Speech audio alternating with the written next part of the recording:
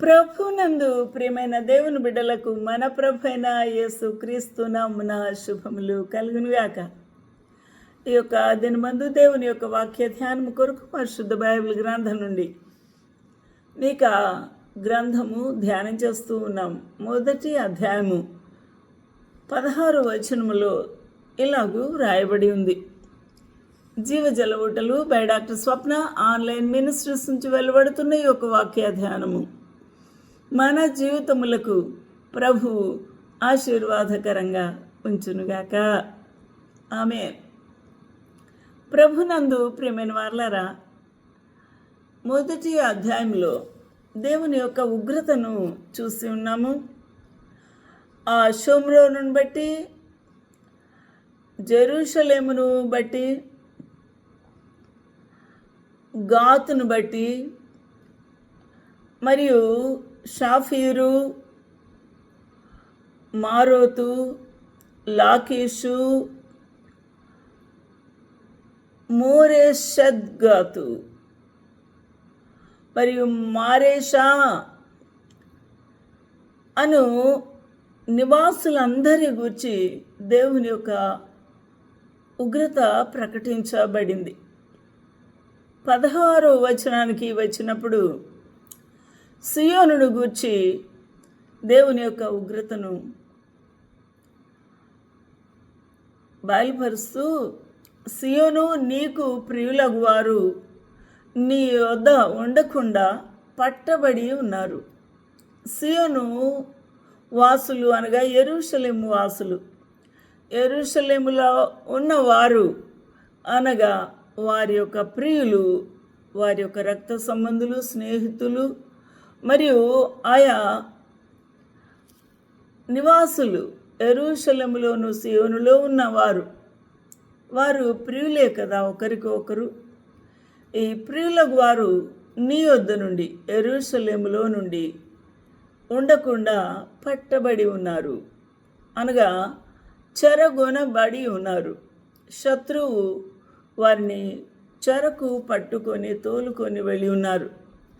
అందువలన నీకు సిగ్గు, అందువలన నీకు తలవంపులు, అందువలన నీకు మర్యాద పోయింది, నీకు అపజయము కలిగింది అని అర్థమిచ్చే ఈ యొక్క వాక్యము, నీకు ప్రియులకు వారు నీ వద్ద ఉండకుండా పట్టబడి ఉన్నారు.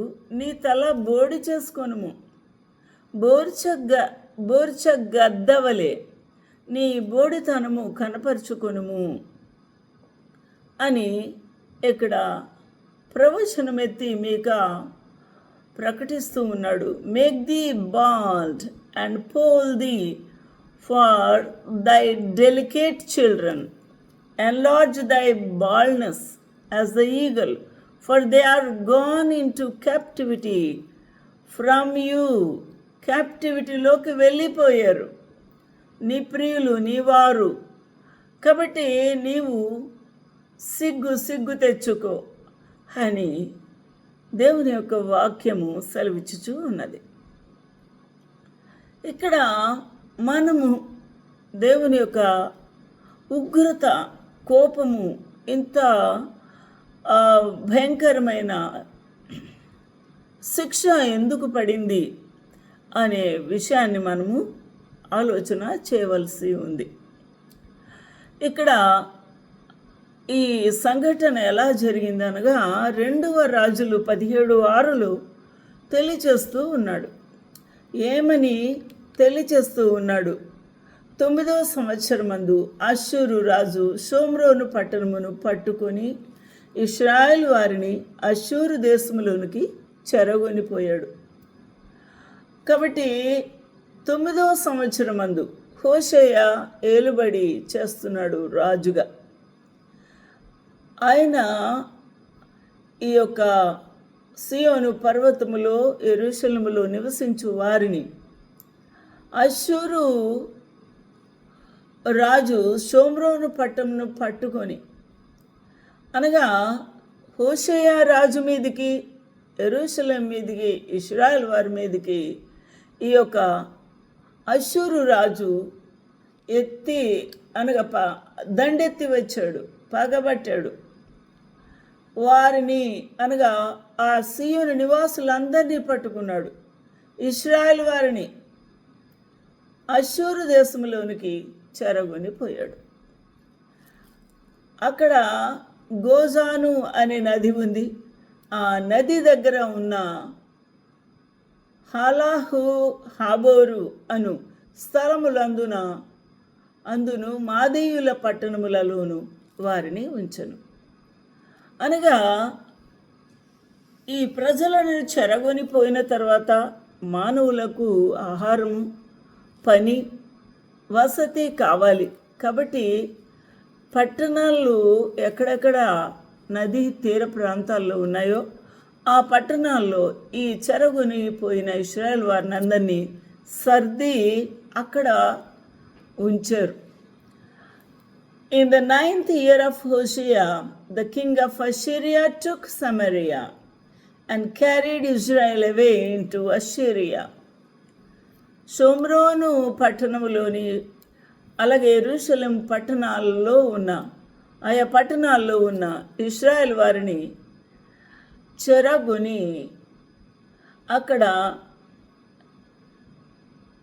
అశ్షూరు దేశమునకు తోలుకొని వెళ్ళాడు.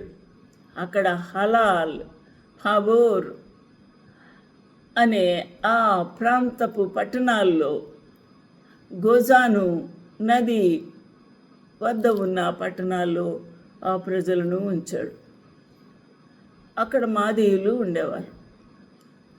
ఎందుకనగా ఇశ్రాయేలీలు ఐగుప్తు దేశంలో నుండి ఐగుప్తు రాజు అయిన ఫరో యొక్క బలము క్రింద నుండి తమను తాము విడిపించుకోలేదు.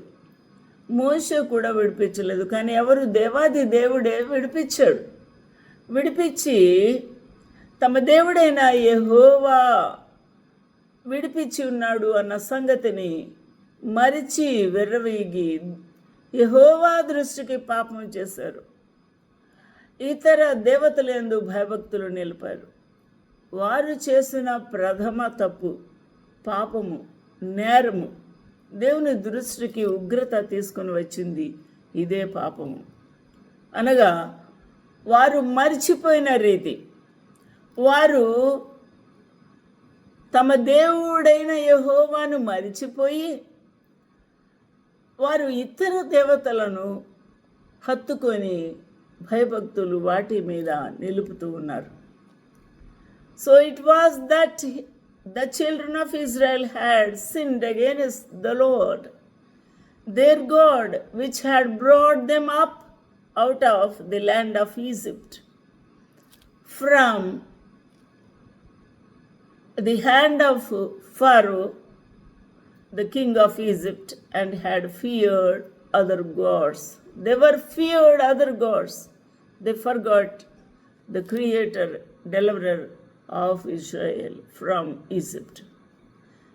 అందువల్ల దేవునికి ఉగ్రత వచ్చింది, కోపం వచ్చింది. అందువల్ల తమ ఎదుట నిలవకుండా యెహోవా వెళ్ళగొట్టిన జనముల కట్టడలను, ఇశ్రాయేలు రాజులు నిర్ణయించిన కట్టడలను అనుసరించుచూ ఉన్నారు. ఇశ్రాయేలు రాజులు వారు అన్యదేవతల వైపే తిరిగి ఆకర్షించబడి ఆ కట్టడలను వారికి తెలియచేస్తూ ఉన్నారు. ఆ కట్టడల ప్రకారంగా వారు నడుచుకుంటూ ఉన్నారు. అది దేవునికి కోపము వచ్చింది. మరియు ఇశ్రాయేలు వారు తమ దేవుడైన యెహోవా విషయములో కపటము కలిగి ఉన్నారు. కపటపు బోధకులు, ప్రవక్తలు దుర్బోధలు బోధించి ఉన్నారు. అడవి గుడిసెల నివాసులను, ప్రకారములు గల పట్టణములను, తమ స్థలములన్నిటిలో వారేం చేశారు? బలిపీఠములు కట్టుకున్నారు. అన్య దేవతల బలిపీఠములు. ఎత్తైన కొండల మీద నేమి, సకలమైన పచ్చని వృక్షముల కిందనేమి అంతటా విగ్రహములు నిలవబెట్టి దేవతా స్తంభములను నిలిపి ఉన్నారు. తమ ఎదుట నిలవకుండా యెహోవా వెళ్ళగొట్టిన జనుల వాడుక చొప్పున ఉన్నత స్థలములలో ధూపం వేస్తూ ఉన్నారు. వారు చేస్తున్న చెడుతనము జరిగించుచు యెహోవాకు కోపము పుట్టించి చేయకూడదని వేటిని గూర్చి యెహోవా తమకు ఆజ్ఞాపించెను వాటిని చేసి పూజించుచూ ఉన్నారు.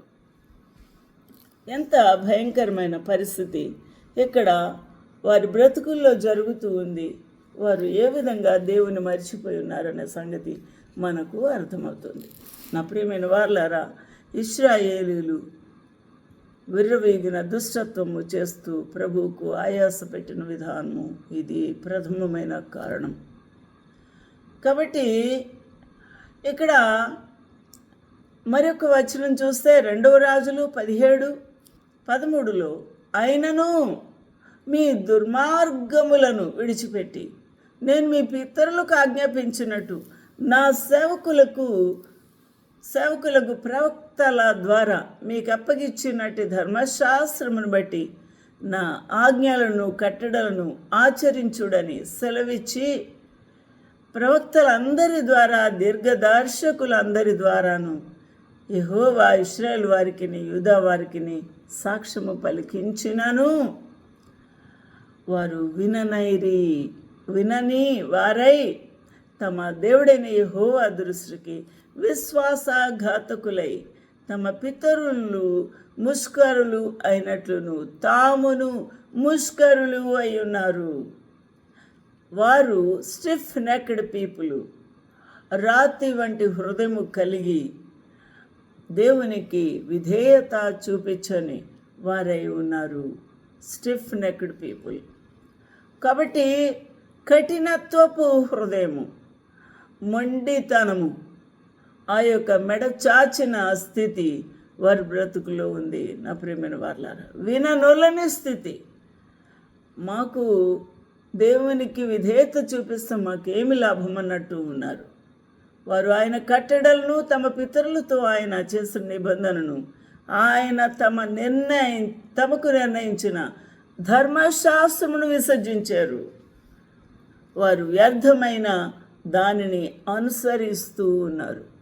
దేవుని యొక్క ధర్మశాస్త్రమును అనుసరించక వ్యర్థమైన పూజలు, ఆ యొక్క బలులు, నైవేద్యాలు దేవతలకు అర్పించుచు వ్యర్థులై వారి వాడుక చొప్పున మీరు చేయకూడదని యెహోవా తమకు సెలవిచ్చిన తమ చుట్టూ ఉన్న అన్యజనుల మర్యాదలను అనుసరించి వారి వంటి వారయ్యరే.